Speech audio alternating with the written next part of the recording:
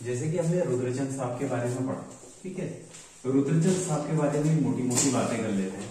रुद्रचंद साहब के आपके समकालीन उनके समय एक व्यक्ति ने हमला किया था जिनका नाम था हुसैन खान टुकड़ी, ठीक है, ये इंपॉर्टेंट है। फिर उसके बाद रुद्रचंद साहब इक्फा युद्ध लड़ते हैं। कौन सा युद्ध लड़ते हैं? इक्फा युद्ध, जिसकी हमने चर्चा पहले की है। फिर अगर हम बात करें इसके बाद, ये आपके कहते हैं लाहौर में किससे मिलेंगे? आपके क्या कहते हैं? अकबर से, ठीक है, जिसकी चर्चा कौन करता है? बदायूं, ठीक है। उसके बाद अगर हम मोटी बात करें तो ये आपके नागौर के युद्ध में भाग लेते हैं। किसकी तरफ से? अकबर की सेना या मुगल सेना की तरफ से। तो कुछ पॉइंट्स हमने पढ़े थे जो महत्वपूर्ण थे। फिर उसके बाद अगर हम बात करें, ये बहुत ही आपके क्या कहते हैं? शिक्षा प्रेमी, ठीक है, शिक्षा प्रेमी कह सकते हो इन्हें, ठीक है। वीर है, आपके प्रतापी शासक हैं। शिक्षा प्रेमी में इन्होंने 2 ग्रंथों की रचना की थी, संस्कृत ग्रंथों की, जो महत्वपूर्ण है आपके। जैसे एक है आपका शयन शास्त्र, ठीक है, दूसरा है आपका त्रिवेणी धर्म निर्णय। इन दोनों की हमने चर्चा पहले भी की है। फिर अगर हम मोटी बात करें कि कहते हैं कि इन्होंने आपके क्या कहते हैं? बधानगढ़ के शासक। इससे पहले एक इंपॉर्टेंट बात है कि इन्होंने सीरा को जीता। तो सीरा जो था, मैंने आप इसकी चर्चा पहले बहुत बार की है, ठीक है। अगर हम बात करें सीरा की, तो सीरा जो था वो हरिमल्ल के अंतर्गत था, जो इनके मामा थे, ठीक है। और अगर हम बात करें जैसे जो आपके इस सीरा को जीतने का जो कार्य किया, इनके सेनापति पुरुष पंत द्वारा किया गया, जो गराऊ के पंत थे। इन्होंने एक बहुत इंपॉर्टेंट काम किया, ओली ब्राह्मणों का वर्ग बनाया, ठीक है। कहते थे कि उस समय ओले पड़ से हो जाता था, तो ये वर्ग क्या करता था? लोगों को सचेत करता था कि ओलावृष्टि होने वाली है, ठीक है। उसके बाद अगर हम बात करें, इन्होंने आपके सुकाल देव है नहीं है, जो कहाँ के शासक थे? बधानगढ़ के। उन्हें क्या कहते हैं? पराजित किया। इनके समकालीन दुलाराय शाह भी है, दुलाराय शाह, ठीक है, जो गढ़वाल का शासक है। रातू बोरा की कहानी मैंने आपको बताई थी, ठीक है। रातू बोरा साहब जो हैं, इनके दरबार में आपके मंत्री से है, पद है इनका, ठीक है। तो इन्होंने कई सारे काम किए, जिसके तहत इन्हें प्रतापी, शिक्षा प्रेमी और शूरवीर शासक कहा गया, ठीक है। अब इसके बाद इनके जो 2 लड़के थे, अगर हम 2 लड़कों की बात करें, इनके 2 पुत्र हैं। पहले हैं आपके कौन? लक्ष्मीचंद की बात कर लो, और शक्ति सिंह गोसाई, ठीक है। कहते हैं कि शक्ति गोसाई साहब जो थे, जन्म से क्या थे? अंधे थे। लेकिन शक्ति सिंह साहब ने बहुत सारे कार्य किए, लेकिन शासक कौन बने? आपके लक्ष्मीचंद, ठीक है। लक्ष्मीचंद का टाइम पीरियड है 1597 से 1621, ठीक है, 1621। देखो, लक्ष्मीचंद साहब ने भी बहुत सारे कार्य किए हैं, ठीक है। लक्ष्मी किया ये कहें कि लक्ष्मीचंद के समय काफी सारे कार्य हुए, ठीक है। कहते हैं कि शक्ति गोसाई जो थे वो अंधे थे, लेकिन उन्होंने प्रशासन में या कई सारे डिपार्टमेंट बनाए या कई सारे कार्य किए। उनसे संबंधित कार्य जो लक्ष्मीचंद के समय हुए वो कौन कौन से थे? अगर हम सबसे पहले बात करें, इन्होंने जूला सिरती करों के नाम रखे, ठीक है। जैसे सिरती कर क्या है आपको पता है? नगद कर जो दिया जाता था चंद काल में, उसे कहा जाता सिरती। और सिरती कौन देता था? आपका सिरतान, ठीक है। उसके बाद कहते हैं कि इन्होंने माल यानी तराई से जो सामान आता था या जो राजस्व आता था, उसकी रखने की जगह बनाई, जिसे कहा गया भंडार, ठीक है। इन्होंने इसके बाद बनाई आपके क्या कहते हैं? 2 कोर्टें की बनाई, न्यो वाली और बिष्ट वाली, ठीक है। तो न्यो वाली जो कोर्ट थी वो जनता से रिलेटेड है। इसमें जनता का मतलब, इस कोर्ट में जनता के बारे में सुना जाएगा या जनता की अपीलें सुनी जाएंगी। और बिष्ट वाली कोर्ट जो है वो किसके लिए है? सैनिकों के लिए, ठीक है, सैनिकों के लिए, ठीक है। ये अपने आप में इंपॉर्टेंट है। फिर अगर हम बात करें, इन्होंने एक कुछ डिपार्टमेंट से बनाए। जैसे अगर हम बात करें कोटियार, कपड़े और भेंट, बिल्कुल, कपड़े और भेंट रखने का, ठीक है। फिर उसके बाद हम बात करें, कोटियार के बाद आता है आपका सेजवाल में क्या रखा जाता है? राजा के पहनने के कपड़े, राजा का सामान है, राजा के पहनने के कपड़े हैं, उनका सामान है, खिल्लत है, वो सब निजी हथियार, हाँ बिल्कुल, निजी, उनके राजा के जो निजी हथियार है वो उससे रिलेटेड है। फिर आता था सेल खाना, ठीक है। सेल खाना में आपका बंदूक हो गई, तलवारें हो गई, तलवारें आदि रखी जाती थी। ठीक है, इतनी बात आपको क्लियर हुई। ठीक है, उसके बाद अगर हम बात करें, इसके बाद इन्होंने कई सारे कार्य किए। ठीक है, जिसमें प्रमुख है, कहते हैं कि इनके समय आपके पिंडारी से बर्फ आया करती थी। कहां से आती थी बर्फ? पिंडारी से बर्फ आती थी, जिसे लेके आता था हिमपाल। ठीक है, हिम का मतलब पहाड़ी में क्या होता है? बर्फ। तो हिमपाल साहब क्या लेके आते थे? बर्फ लेके आते थे। ठीक है, इन्होंने कहते हैं कि 3 वर्गों में अधिकारियों को बांटा, जिसमें सबसे पहले हैं आपके कौन? सरदार यानी उच्च सरदार जो है उन्हें सरदार कहा गया। दूसरे हैं आपके फौजदार हो गए, सैनिक अफसर। तीसरे हो गए छोटे कर्मचारी जो हो गए, वो हो गए आपके नेवी। ठीक है, अगर हम बात करें इनके समय में कई सारे काम हुए, जैसे सैनिक होते हैं यानी कटक यानी सेना। कटक सेना जो है मतलब जो सैनिक है उनकी परीक्षाओं से संबंधित, कि भाई जैसे परीक्षाएं होती हैं कि भाई जैसे फिजिकल है या टेस्ट है, वो चीजें इनके समय लागू की गई यानी परीक्षाएं बांधी गई। ठीक है, फिर इनके समय की एक किस्सा है, कहते हैं कि सतराली क्षेत्र में ब्राह्मण थे, वो छतों पर क्या करा करते थे? सब्जी उगाया करते थे। तो राजा उस क्षेत्र में जाते हैं और राजा कहते हैं भाई साहब छतों में सब्जी तरकारी क्यों उगाते हो? तो उन्होंने कहा भाई कर बहुत ज्यादा है, इस वजह से हम उगाते हैं। तो राजा ने फिर दोबारा पुराना कर की रेट उनके लिए लागू की गई थी। तो ये भी एक इंपॉर्टेंट प्रश्न बन सकता है कि भाई किस राजा के समय तरकारी या सब्जियां छतों पर उगाई लोगों द्वारा। ठीक है, फिर अगर हम बात करें इसके बाद भी इनके संबंध में हमारे पास बहुत सारे कार्य हैं, लेकिन जैसे जो मोटी बात हम करते हैं उसमें यह है कि भाई वेतन जो था मतलब वो आपका कैसे दिया जाने लगा? वेतन जो दिया जाने लगा, जमीन मतलब वेतन की जगह क्या दी जाने लगी? जमीन दी जाने लगी। अब इनके संबंध में जैसे ये तो आपकी फैक्चुअल इंफॉर्मेशन है, जो सबसे इंपॉर्टेंट बात है वो क्या है? कहते हैं कि लक्ष्मीचंद साहब जो थे, इन्होंने इनके समय जो आपके समकालीन हैं गढ़वाल के शासक, वैसे मानशाह को माना जाता है। ठीक है, कहते हैं कि लक्ष्मीचंद ने तकरीबन 7-8 बार आक्रमण किया, जिसमें 7 बार ये पराजित हुए। ठीक है, पराजित हुए कौन? लक्ष्मीचंद। कहते हैं कि 8वीं बार गढ़वाल की सेना पराजित हो जाती है और लक्ष्मीचंद की सेना के सेनापति थे गैडा सिंह। ठीक है, और जो मानशाह की या आप कहना गढ़वाली सेना जो सैनिक या सेनापति जो थे वो थे खतड़ सिंह। ठीक है, और 8वीं बार में गैडा सिंह खतड़ सिंह को पूर्ण रूप से मतलब मार ही देते हैं या क्या कहते हैं पूर्ण रूप से जीत हासिल करते हैं। तो इसीलिए कुमाऊं क्षेत्र में आपका एक त्योहार मनाया जाता है जिसे कहा जाता है खतड़वा। ठीक है, क्या कहा जाता है? खतड़वा। ठीक है, इसके पीछे भी कई कहानियां वर्णित हैं। कहते हैं कि वो उतनी दूर क्षेत्र में थे गैडा सिंह, जब युद्ध हो रहा था तो वो कहते हैं कि भाई क्या किया जाए, वो आग लगाते हैं कि आग की लपटें इतनी ऊपर उठे कि अल्मोड़ा तक दिखे। ठीक है, हमारी जीत वहां तक क्या हो दिखे। तो इसी को क्या कहते हैं? त्योहार मनाया जाता है। कहते हैं कि जब 7 बार जब युद्ध होते हैं तो उसमें पराजित होके भी आते हैं, मतलब और 7 बार पराजित होके आते हैं। जब आपके लक्ष्मीचंद की सेना पराजित होती है तो एक बार ये टोकरी में छिप के आते हैं, तो इसीलिए इन्हें लकली बुराली भी कहा गया, डरी हुई बिल्ली भी कहा गया है। ठीक है, कोई और इम्पोर्टेंट पॉइंट है इससे रिलेटेड? लक्ष्मी नारायण मंदिर बनाया। बिल्कुल, देखो इन्होंने लक्ष्मी नारायण मंदिर बनाया, अल्मोड़ा में ही बनाया है। ठीक है, कहते हैं इन्होंने खेती बाड़ी भी खूब बढ़ाई। ठीक है, खेती बाड़ी भी खूब बढ़ाई। और अगर इंपॉर्टेंट हम बात करें तो इन्होंने कई सारे बाग बनाए, जिसमें आपका बाग है कौन सा? आपके बाग है नरसिंह बाड़ी। ठीक है, बाड़ी पांडे कोलम आदि बागों का भी क्या क्या यहाँ बाग भी बने। ठीक है, तो इनके जो लड़के हैं, अगर हम इनके लड़कों की बात करें, किनके लड़के? अगर लक्ष्मी चंद साहब के, तो लक्ष्मी चंद साहब के जो लड़के हैं वो हैं 4। कितने? 4। ठीक है, अब लक्ष्मीचंद के 4 लड़कों के हम नाम लिखेंगे यहाँ पर क्योंकि इंपॉर्टेंट है। तो सबसे पहले आते हैं आपके कौन? दिलीप चंद। ठीक है, दूसरे नंबर पे हैं आपके त्रिमल चंद, नारायण चंद और आपके नीला गोसाई। ठीक है, मैंने शॉर्ट में लिख दिया है थोड़ा, नीला गोसाई साहब। कहते हैं कि जो आपके दिलीप चंद से वो क्या बन जाते हैं? शासक बन जाते हैं। तो दिलीप चंद साहब का जो टाइम पीरियड है वो है 1621 से 1624। बिल्कुल 24 दिलीप चंद।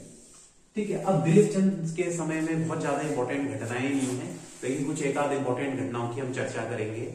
दिलीप चंद साहब जो थे, इनके समय उप्रेती और पंतों के बीच लड़ाइयां थी, ठीक है, उप्रेती और पंतों के बीच लड़ाइयां थी।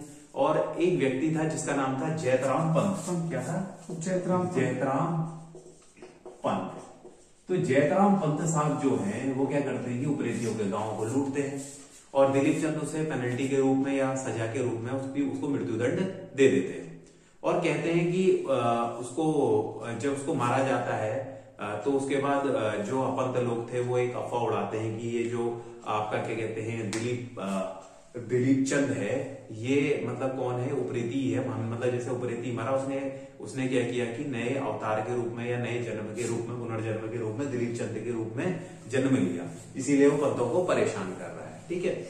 और इसके संबंध में एक इंपॉर्टेंट और बात है कि ये जो व्यक्ति है दिलीप चंद, ये किससे मरता है? टीबी से। टीबी यानी ट्यूबरक्लोसिस या क्षय रोग से इसकी क्या होती है? मृत्यु होती है, ठीक है। तो और कुछ है इसमें छूट रहा है जो? इसके 2 सलाहकार हैं। बिल्कुल बिल्कुल, सबसे इंपॉर्टेंट बात है, ठीक है। इसके 2 सलाहकार हैं आपके शकराम कार्की और पीर गोसाई। कहते हैं कि पीर गोसाई साहब जो थे, पीर गोसाई की अगर आप बात करें, ये सौर क्षेत्र के राजस्व बंदोबस्ती अधिकारी थे और इन्होंने क्या किया कि पिथौरागढ़ का किले का निर्माण भी करवाया, ठीक है। इसके बाद आएंगे नेक्स्ट शासक कौन? विजय चंद, ठीक है, विजय चंद, ठीक है। अब हम विजय चंद की बात करते हैं। विजय चंद जो है सिर्फ एक ही साल शासन करेंगे, ठीक है, एक ही करेंगे। 1624 बिल्कुल 24 से 25, बिल्कुल 1624 से 25, ठीक है।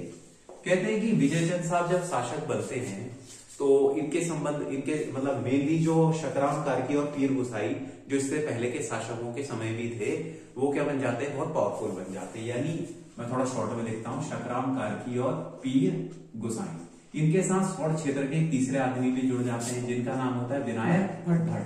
इन तीनों को कहा जाता है त्रिमूर्ति। क्या कहा जाता है? त्रिमूर्ति, ठीक है, त्रिमूर्ति कहा जाता है। ये बड़ा इंपॉर्टेंट प्रश्न बन सकता है कि भाई त्रिमूर्ति किन्हें कहा जाता था, ठीक है। तो त्रिमूर्ति कहा जाता है और ये सारी शक्ति अपने हाथों में क्या रख लेते हैं? केंद्रित कर लेते हैं। और धीरे धीरे ये लोग क्या करते हैं कि सभी जो रौतेला और गोसाई लोग हैं उनकी हत्या करना शुरू करते हैं ताकि इनकी पावर बनी रहे, ठीक है। जैसे मैं आपको एक छोटी सी बात बता देता हूं कि जैसे रजवाड़ जो है वो अस्कोट के लोग हैं। रजवाड़ जो राजघराने से संबंधित हैं वो कहाँ के हैं? अस्कोट के। और रजवाड़ लोगों से चंदों की शादियां होती थी, ठीक है। जो राजकुमार थे उन्हें कहा जाता था लाला और जो आपके उनके रिश्तेदार थे उन्हें कहा जाता था क्या? गोसाई, ठीक है। तो यहाँ पर गोसाई और रौतेला जो है दोनों अपर वर्ग या राजवंश से संबंधित हैं। तो उन्हें माना जाता था कि क्या कहते हैं, इनको क्या कहते हैं, कंट्रोल मिला रहे पूर्ण रूप से सत्ता के। कहते हैं कि जो हमने भी बात करी थी, एक बेटे थे नीला गोसाई साहब। तो नीला गोसाई साहब किसके लड़के थे? दिलीप चंद, नीला गोसाई साहब जो थे वो भाई है किसके? दिलीप चंद के। तो दिलीप चंद साहब जो है, नीला गोसाई साहब जो है, उनके विरोध करने पर उनकी आंखें क्या कर दी जाती हैं? निकलवा दी जाती हैं, ठीक है। और आंखें जब निकलवा दी जाती हैं उसके बाद आपका ये होता है कि इनका जो लड़का था उसका नाम था बाजा, जो कालांतर में बाज बहादुर के नाम से प्रसिद्ध भी होगा।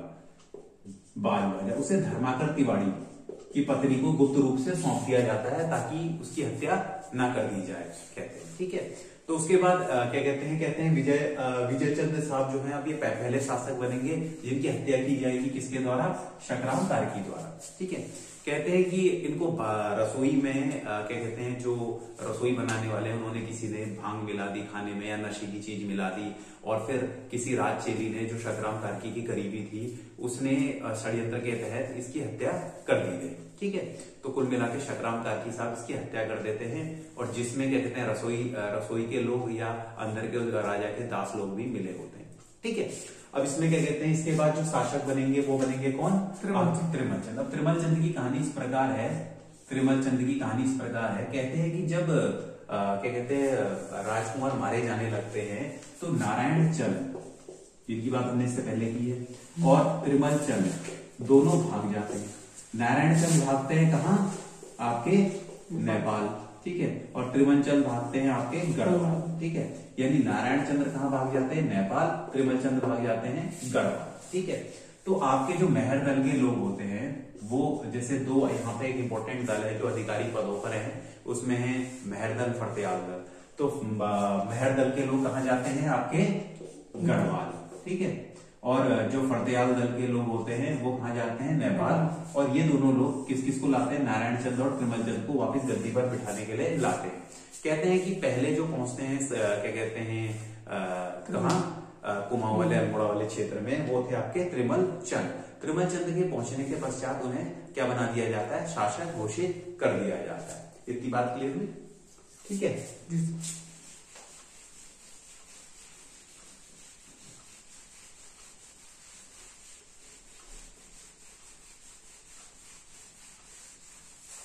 अब जैसे अगर हम बात करें त्रिमल चंद की, ठीक है, तो त्रिमल चंद जो शासक बनते हैं, त्रिमल चंद की बात करें तो उनका टाइम पीरियड है आपका 1625 से 1625 से 38, ठीक है। त्रिमल चंद साहब जो है जब शासक बनेंगे तो ये सबसे पहले क्या करते हैं कि जो आपके शकराम कार्की है, ठीक है, और विनायक भट्ट, ठीक है, विनायक भट्ट, इनकी हत्या करवा देते हैं। पीर गुसाई साहब जो है वो आत्महत्या कर लेते हैं, ठीक है, सुसाइड कर लेंगे या आत्महत्या कर लेंगे, ठीक है, समझ गए बात को? पीर गुसाई साहब क्या कर लेंगे? आत्महत्या कर लेंगे, ठीक है। इतनी बात क्लियर हुई? देन उसके बाद अगर हम बात करें, कहते हैं कि इनके समय एक खस शासक, जिसका नाम क्या है? खस शासक पीर संबल, बिल्कुल, खस शासक है आपका पीर संबल, ठीक है, इसने यहाँ आक्रमण किया, ठीक है, ये इंपॉर्टेंट पॉइंट बनता है। फिर उसके बाद अगर हम बात करें, कहते हैं कि इन्होंने केदारनाथ जो मंदिर है उसको भूमि दान में भी दी थी। फिर उसके बाद एक इंपॉर्टेंट और बात है, कहते हैं कि इन्होंने रसोई दरोगा की क्या की? नियुक्ति की, ठीक है, रसोई दरोगा। मैं थोड़ा शॉर्ट में लिख रहा हूं क्योंकि मैं बोल भी रहा हूं और लिख भी रहा हूं तो थोड़ा स्पीड बढ़ जा रही है, ठीक है। तो रसोई क्या कहते हैं? दरोगा की नियुक्ति करते हैं। अब रसोई दरोगा क्या है? रसोई दरोगा जो है वो चेक करेगा कि भाई खाने में कुछ गलत चीज तो नहीं मिली है, या वो षड्यंत्रों से राजा को बचाएगा। कहते हैं कि एक व्यक्ति थे जिनका नाम था नीलू कठाय, जिनको हमने गरुड़ ज्ञान चंद में पढ़ा था। तो नीलू जो आपके क्या कहते हैं गरुड़ ज्ञान चंद के सेनापति थे, कौन? नीलू कठाय साहब। उनके ही खानदान के लोगों को रसोई दरोगा के पद पर नियुक्त किया जाता है क्योंकि वो बहुत लॉयल थे, ठीक है। तो नीलू कठाय का जो मतलब खानदान का रिश्तेदार था जो सबसे पहले बनता है रसोई दरोगा, वो था कर्णा कठाय, ठीक है। फिर उसी के परिवार के लोग बनते जाते हैं आगे वो रसोई दरोगा। कहते हैं कि जो राज चेलियां थी, मतलब कहने का मतलब यहाँ पे जो दासियां थी, उन्होंने भी षड्यंत्र में हिस्सा लिया था, है नहीं? जो बताती है कि भाई राजा अकेला है, जब शकराम कार्की उसकी क्या कहते हैं हत्या करते हैं किसकी? विजयचंद की। तो कहते हैं कि तब गढ़वाल से भी स्पेशली क्या कहते हैं राजचेलिया यहाँ मंगाई जाती है ताकि उनका जो संबंध है किसी और वर्ग से ना हो या बाहर ना हो, राजा को सेफ्टी मिली रहे। और दूसरी इंपॉर्टेंट बात ये थी कि मतलब जो आपके जो यहाँ के दास दासियां थे उनके लिए भी कई सारे नियम बनाए कि भाई आप बाहर के व्यक्ति से बात नहीं करोगे, मेहर फरतेयाल दल से संपर्क नहीं रखोगे, ऐसे करके काफी सारे नियम बनाए गए ताकि राजा की स्थिति क्या हो सके? मजबूत हो सके, ठीक है। इसके बाद जो शासक बनेंगे वो बनेंगे आपके कौन? राजा बाज बहादुर, ठीक है। तो बाज बहादुर चंद साहब बहुत इंपॉर्टेंट शासक हैं।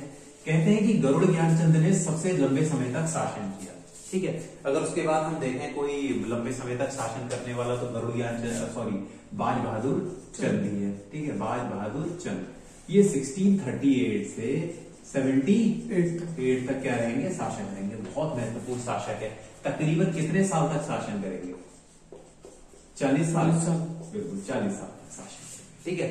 अब इसके बाद अगर हम बात करें, जैसे इनके संबंध में कई सारी बातें हैं। कहते हैं कि बाज बहादुर चंद के समय जो कठेर के यानी रोहिलखंड के जो हिंदू राजा थे, उन्होंने यहाँ क्या कर लिया? आक्रमण कर लिया और तराई पर कब्जा कर लिया, ठीक है। तराई पर क्या कर लिया? कब्जा कर लिया। कहते हैं कि जब इन्होंने तराई पर कब्जा कर लिया तो ये जाते हैं कहाँ? आपके जहांगीर के शाहजहां के दरबार में, ठीक है। शाहजहां के दरबार में जाएंगे और शाहजहां से कहेंगे कि भाई क्या कहते हैं ऐसी ऐसी स्थिति है।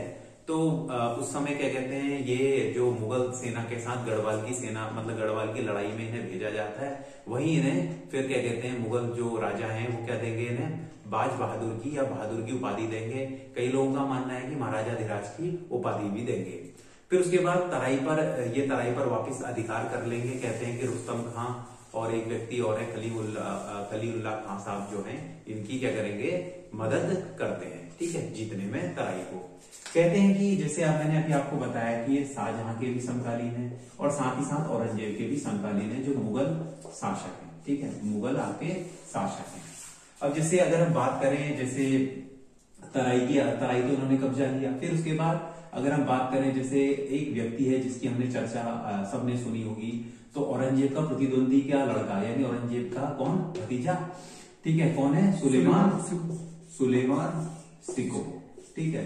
सुलेमान सिको जो है भागकर कहाँ आता है, आपका कुमाऊं, ठीक है। माना जाता है कि पहले कहाँ भाग के आता है, कुमाऊं वाले क्षेत्र में, ठीक है। और क्या कहते हैं, जो बाज बहादुर है इसे यहाँ शरण नहीं देता है और इससे कहता है कि भाई आप गढ़वाल चले जाओ या उधर को, मतलब फिर उसके बाद हमने किस्सा सुना ही है कि फिर वो पृथ्वीपति शाह के पास चला जाता है, ठीक है। तो कहते हैं कि औरंगजेब इस बात से नाराज होता है कि इसने सुलेमान सिको को आने दिया, तो इसीलिए औरंगजेब की धमकी भी आती है। फिर उसके बाद ये क्या करता है कि अपने दो आपके राजदूत जो हैं, जिनका नाम है कौन, पर्वत सिंह गोसाई साहब और विश्वरूप पांडे साहब, ठीक है। विश्वरूप पांडे यानी इन दोनों को क्या करेगा, आपके मुगल दरबार औरंगजेब के पास भेजेगा, ताकि बताने के लिए कि मैंने कोई शरण नहीं दी है, या अपना पक्ष रखने के लिए उन्हें भेजेगा, ठीक है। फिर उसके बाद कहते हैं कि एक एटकिंसन साहब हैं आपके जो राइटर हैं, वो कहते हैं कि जो इन्होंने क्या किया, औरंगजेब को खुश करने के लिए कुमाऊं क्षेत्र में जजिया भी लगाया, ये एटकिंसन साहब लिखते हैं, ठीक है। फिर उसके बाद अगर हम बात करें, इन्होंने क्या कहते हैं, प्रधानगढ़ पर चढ़ाई करी, ठीक है, प्रधानगढ़ गढ़वाल की बात करें है नहीं, और लोहबागढ़ पर भी चढ़ाई की, लोहबागढ़ पर भी चढ़ाई की। साथ ही साथ इन्होंने जूनागढ़ का किला भी जीता, ठीक है। कहते हैं वहां से ये क्या कहते हैं, नंदा देवी की प्रतिमा उठा के लाए, जिसे इन्होंने मल्ला महल में स्थापित किया, ठीक है। और अगर हम आगे की बात करें तो नेक्स्ट पॉइंट पढ़ना, इस राजा ने तकला खान का किला, बिल्कुल बहुत इंपॉर्टेंट है, 1670 में, ठीक है। 1670 में इन्होंने आपका क्या किया, तिब्बतियों से, ठीक है, तकला खाल का किला जीता। कहते हैं कि जो हुण थे, अगर हम हुणों की बात करें तो हुणों ने भी बहुत परेशान कर रखा था, तो हुणों से भी ये क्या करते हैं कि कैलाश दर्रे को फ्री करवाते हैं, मतलब जो यहाँ से कैलाश दर्रे वाला पोर्शन है उसको उनसे छुड़वाएंगे, ठीक है। साथ ही साथ ये एक और इम्पोर्टेंट काम करते हैं, है नहीं है। फिर नेक्स्ट पॉइंट पढ़ो, प्रयागदास, मतलब ये तो खैर बहुत ज्यादा क्या कहते हैं, जैसे नरोत्तम दास है, प्रयागदास है, ऋषिकेश जोशी है, प्रधान पदों पर थे, ठीक है। उसके बाद अगर हम बात करते हैं जैसे बाज बहादुर चंद के संबंध में, इसके बाद जो थर्ड पॉइंट है उसको पढ़ोगे आप, इस राजा ने व्यास को अपना राज्य में लाया, बिल्कुल ये इंपॉर्टेंट पॉइंट है। जैसे आपका इसने क्या किया कि व्यास क्षेत्र, देखो आपके जो क्या कहते हैं पिथौरागढ़ क्षेत्र में, सीमांत क्षेत्रों में दारमा, चौदास और व्यास आपकी 3 घाटियां हैं वहां पे, ठीक है। तो आपका क्या कहते हैं, जो व्यास वाला क्षेत्र है, यहाँ से आपकी कैलाश मानसरोवर की यात्रा भी आज के समय में प्रेजेंट टाइम पे जाती है। चौदास में कंदाली का मेला लगता है, जो हर 12 साल में लगता है नहीं है, रण क्षेत्र है, ठीक है। फिर व्यास, अगर व्यास क्षेत्र की हम बात करें तो व्यास का जो राजा था उसको अपने क्या किया, अधीन किया और कर भी लिया इससे, हाँ कर लिया। कर क्या क्या लिया है, जैसे नमक, सोने का चूरा और कस्तूरी, ठीक है। 3 चीजें इसने क्या करी, कर के रूप में ली, ठीक है। उसके बाद नेक्स्ट पॉइंट पढ़ोगे, उद्योग चंद ने इसके विद्रोह किया, बिल्कुल। कहते हैं कि जब ये आपके हुणों को पराजित करने, यानी इस पिथौरागढ़ के सीमांत क्षेत्र में तिब्बतियों को हरा के और क्या कहते हैं हुणों को पराजित करके व्यास वाले क्षेत्र को कब्जा करके लौट रहा होता है, तो इसी बीच मंत्री उद्योग चंद को क्या करते हैं, उकसाते हैं, और उद्योग चंद क्या करता है, आपका क्या कहते हैं विद्रोह करता है। लेकिन बाद में विद्रोह को रोक लिया जाता है और इसे सीरा वाला क्षेत्र या कई प्रबंधन दे दिए जाते हैं, राज्य के कई इलाकों के प्रबंधन दे दिए जाते हैं, और उद्योग चंद का जो विद्रोह होता है वो समाप्त हो जाता है और उसे कार्य पर लगा दिया जाता है, ठीक है। तो ये बड़ा इंपॉर्टेंट है कि किस राजा के लड़के ने उसके समय विद्रोह किया, तो बाज बहादुर के लड़के किसने, उद्योग चंद ने, ठीक है। फिर उसके बाद अगर हम नेक्स्ट पॉइंट की बात करें तो इसने भीमेश्वर मंदिर, बिल्कुल क्या किया इसने, भीमेश्वर मंदिर, बिल्कुल बहुत इंपॉर्टेंट है, भीमेश्वर मंदिर का निर्माण किया भीमताल, ठीक है, भीमताल पे। कहते हैं कि इसके समय और भी कई कार्य हुए, लेकिन हम जो मोटी बात करते हैं, कहते हैं कि एक डालाकोटी ब्राह्मण थे इनके समय, तो उन्होंने क्या किया कि एक तरह से मतलब एक प्रथा चलवाई इनसे कि भाई जैसे चावल के दो आपके ढेर रख दो, और अगर कोई व्यक्ति आता है और अगर राजा ने मन में सोचा कि ये ढेरी सही है और ये गलत है, और वो क्या कहते हैं जिस ढेरी को भी छुएगा उस हिसाब से उसे पापी या क्या कहते हैं दोषी या दोष मुक्त माना जाएगा। जैसे माना अगर राजा सोचता है कि राइट वाली जो है ढेरी यानी चावल का जो ढेर है उसको अगर छूता है तो ये ठीक है, और वो लेफ्ट को छू देगा तो वो क्या हो जाएगा, दोषी हो जाएगा। तो कहते हैं कि ये प्रथा चलाई और इस प्रथा के चलते इसने बड़ा अपयश भी कमाया, मतलब एक तरह से क्या कहते हैं इसकी बुराई का पात्र बना। और अगर हम बात करें, एक सुरेंद्र भंडारी नाम के व्यक्ति हैं जो इनको समझाते हैं कि ये चीजें गलत हैं और आखिरकार इस चीज को बंद कर दिया जाता है।